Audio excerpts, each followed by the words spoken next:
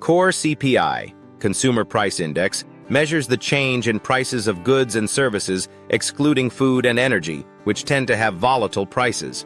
It's a key metric used to assess inflation trends because it provides a clearer picture of underlying long-term inflation without short-term fluctuations caused by oil or food prices.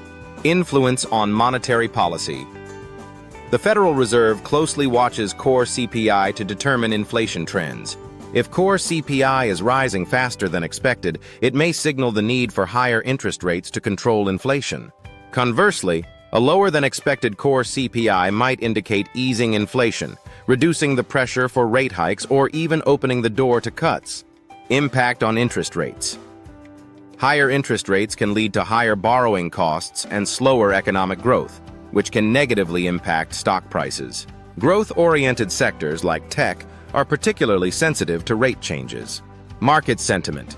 Higher than expected core CPI often triggers a sell-off in equities as it raises concerns about aggressive Federal Reserve tightening. Bonds may see yields rise as investors anticipate rate hikes.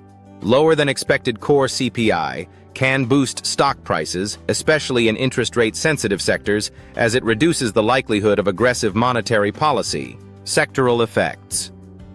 Defensive sectors like utilities and consumer staples may perform better during high inflation as they are less sensitive to interest rate changes. Growth sectors like technology and discretionary spending might struggle with rising rates but perform well when inflation is under control.